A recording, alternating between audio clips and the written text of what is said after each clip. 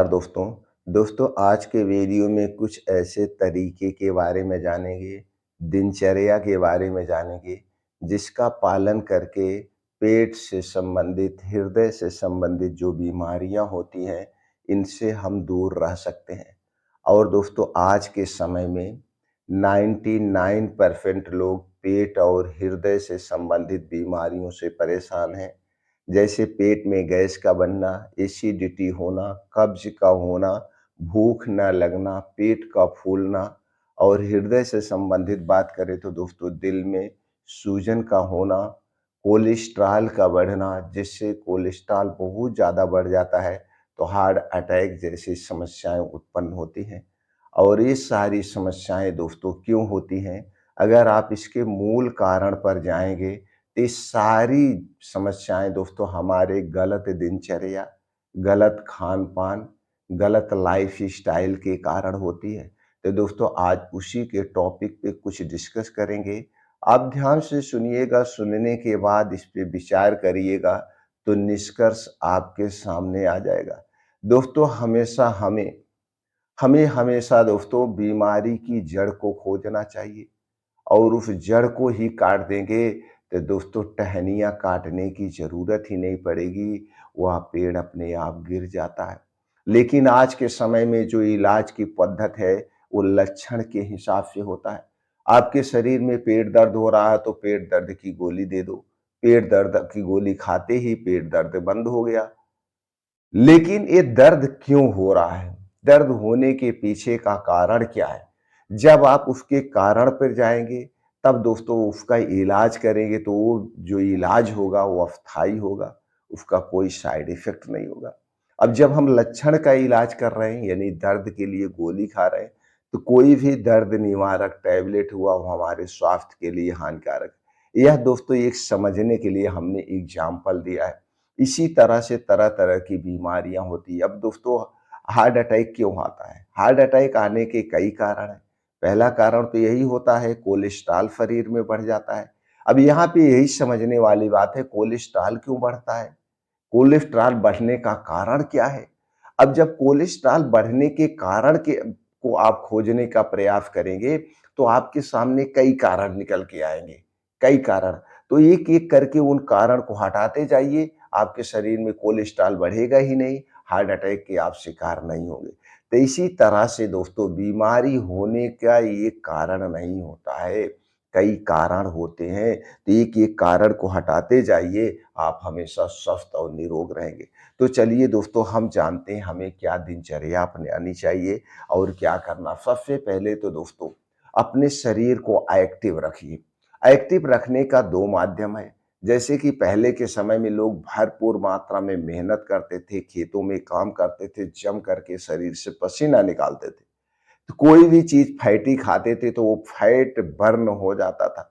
लेकिन आज के लाइफ़स्टाइल में लोग कोई भी मेहनत वाला काम नहीं करना चाहते हैं। सारे संसाधन उपलब्ध हैं, संसाधनों का प्रयोग करते हैं। यहाँ तक कि अगर दुकान पे सामान लेने जाना हुआ, वह दुकान 1 किलोमीटर है तो आदमी गाड़ी से ही जाता है। चाहे टू व्हीलर हो, फोर व्हीलर हो या फिर सवारी से जाता है। सामान लेने भी पैदल नहीं चलता। तो दोस्तों इसके लिए सीधे से फंडा है, हमें डेली 2 घंटा का समय निकालना है, चाहे हम कितने भी बिज़ी क्यों ना हों। कितने भी बिज़ी क्यों ना 2 घंटे का समय निकालें, मॉर्निंग वॉक करें, दौड़ लगाएँ, जिस उम्र में आप हैं अपनी उम्र के हिसाब से कोई ज़रूरी नहीं, अपने उम्र के हिसाब से जो चीज़ आपको पसंद है, डांस पसंद है, खेल-कूद पसंद है, साइकिलिंग पसंद है, स्विमिंग पूल पसंद है, जो आपको पसंद है वो पसंद की चीज़ें आप करिए। शरीर से पसीने निकालिए, चाहे जो हो गर्मी, ठंडी, बारिश सब 2 घंटे का समय निकालिए। इतने से ही आपका शरीर एक्टिव रहेगा। शरीर से जो डेली पसीना निकलेगा, पसीने के माध्यम से हमारे शरीर की गंदगियाँ बाहर जाएँगी और भूल-चूक बस जो हम वेट कोलेस्ट्रॉल यानी फैट लेते हैं, वसा लेते हैं, वो बर्न हो जाएगा। ये काम आपको करना है डेली। अब दोस्तों हमारे शरीर में कोलेस्ट्रॉल बढ़ा है कि नहीं बढ़ा है, इससे संबंधित दोस्तों यह एक जाँच आज के समय को देखते हुए, चाहे आपके घर के 15 साल का लड़का क्यों ना हो, चाहे आप 60 साल के हैं, 70 साल के हैं, तो दोस्तों यह जाँच साल भर में एक बार ज़रूर करा लीजिए। इस जाँच से पता चलेगा शरीर में कोलेस्ट्रॉल बढ़ा हुआ है कि नहीं बढ़ा हुआ है, ट्राइग्लिसराइड बढ़ी हुई है कि नहीं बढ़ी हुई है। अगर बढ़ी हुई है तो समय रहते उसका देसी उपचार भी कर सकते हैं, लाइफ़स्टाइल में बदलाव करके। बढ़े हुए कोलेस्ट्रॉल को कम कर सकते हैं और हृदय से संबंधित जो बीमारियाँ होती हैं, उन बीमारियों से आप बच सकते हैं। तो जाँच की बात करें तो कोलेस्ट्रॉल जाँच में दोस्तों ये एक जाँच सबसे ज़्यादा ज़रूरी है, जो साल भर में एक बार करा लीजिए, चाहे सरकारी हॉस्पिटल में कराइए या किसी भी प्राइवेट पैथोलॉजी में करा सकते हैं। वो जाँच है दोस्तों total lipid profile. Total lipid profile से पता चल जाएगा शरीर में कितना बैड कोलेस्ट्रॉल है, कितना गुड कोलेस्ट्रॉल है और ट्राइग्लिसराइड बढ़ी हुई है कि नहीं। तो जो भी बढ़ा हुआ है इसका उपचार करके आप कर सकते हैं और समय रहते आप इसका इलाज करेंगे, हृदय रोग से बचे रहेंगे।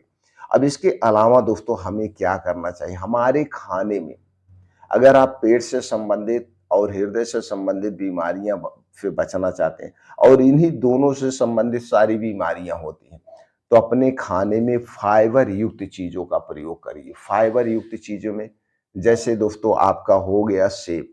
सेब सबसे सुपर फूड है, लेकिन सेब को हमेशा सीजन वाइज खाना चाहिए। चाहे वो फल हुआ, चाहे वो सब्जियां हो, हमें सीजन वाइज खानी चाहिए।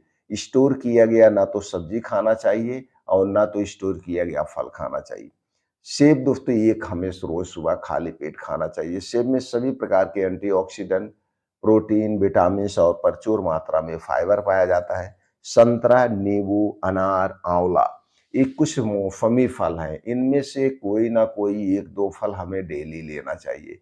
अब इनमें दोस्तों फलों में विटामिन सी पाया जाता है, जो हमारे अंदर के ऑर्गन लीवर, किडनी, आंतें इनको डिटॉक्सिफाई करने का काम करता है।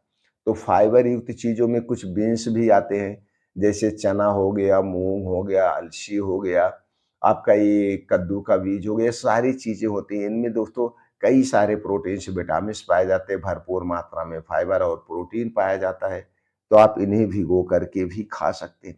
अब दोस्तों हमें एक चीज़ और अपने डेली रूटीन में शामिल करना चाहिए, ओमेगा 3 फैटी एसिड, ओमेगा 6 और 9 फैटी एसिड। यह दोस्तों एक ऐसा एंटीऑक्सीडेंट है जो कि अगर आप मांसाहारी नहीं हैं तो उसकी कमी को पूरा करता है। तो अब हम बात करते हैं कि ओमेगा 3 फैटी एसिड सबसे ज़्यादा किसमें पाया जाता है और ये दोस्तों ओमेगा 3 फैटी एसिड ट्राइग्लिसराइड को कम करने में भी मदद करता है। तो ओमेगा 3 फैटी एसिड का सबसे अच्छा जो स्रोत है वो है अलसी का बीज, सफेद तिल और मछली। अगर आप मांसाहारी नहीं हैं तो दोस्तों इन दोनों बीजों का सेवन करिए। इसी तरह से कुछ और ड्राई फ्रूट्स होते हैं, उनमें भी ओमेगा 3, 6 फैटी 9 पाया जाता है। वो है अखरोट, बादाम, किशमिश, अंजीर, इनमें भी दोस्तों कई तरह के प्रोटीन्स, विटामिन्स पाए जाते हैं।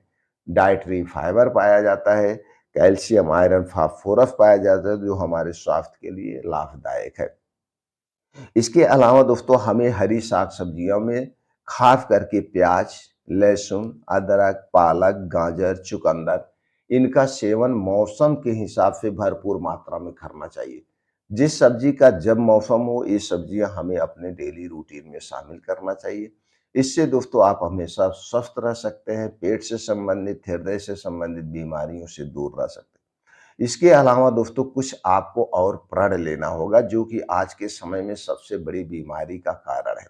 दोस्तों हमारे शरीर में 3 दोष पाया जाता है, वात दोष, पित्त दोष और कफ दोष। जब हमारे शरीर का ये 3 दोष बढ़ता है तभी बीमारियां होती हैं। बढ़ने का कारण क्या है? बढ़ने का कारण आपके घर से बाहर की बनी हुई जितनी भी चीजें, चाहे वो किसी बड़ी फैक्ट्री में बनी हो, चाहे वो छोटी दुकान पे बनी हो, वो सारी चीजें अगर मीठी है तो चीनी, मैदा या रिफाइंड पाम ऑयल इनमें छाना जाता है। अगर तीखी चीज है तो उसमें अधिक मात्रा में नमक और लाल मिर्च का प्रयोग किया जाता है और इसे छानने में जो प्रोसीजर किया जाता है, इसे बनाने में जो प्रोसीजर किया जाता है वो भी सारी नुकसानदेह है। तो चीनी, मैदा से बनी हुई जितनी भी चीजें हैं वो दोस्तों हमारे स्वास्थ्य के लिए हानिकारक हैं। हमारे शरीर के वात, पित्त, कफ को बढ़ाती हैं। इसलिए दोस्तों इन चीजों से आपको दूर रहना होगा। आप अपने घर का बना हुआ खाना खाइए, यही सबसे सेफ है। जब भी कभी कुछ खाने की इच्छा हो, ब्रेड पकौड़े जो पकौड़ी वगैरह खाना मन है, समोसा खाने का मन है, तो दोस्तों गेहूँ के आटे में बनाइए। मैदा और चीनी को कभी भी अपने घर पे मत लाइए। ये हमारे शरीर के लिए सबसे हानिकारक है। तो घर का बना हुआ खाना खाइए, बाहर की चीज़ें आपको त्यागना पड़ेगा। कोल्ड ड्रिंक्स, धूम्रपान, अल्कोहल ये तो ख़ास करके दोस्तों इसकी तरफ देखिए नहीं, खाने-पीने की तो बातें छोड़ दीजिए। फिर आप देखिए आपका शरीर हमेशा स्वस्थ और निरोग रहेगा। ना तो आपको डॉक्टर के पास जाने की ज़रूरत है, ना तो कोई मेडिसिन लेने की ज़रूरत है। आप हमेशा हेल्थी बने रहेंगे। ये करके देखिए दोस्तों।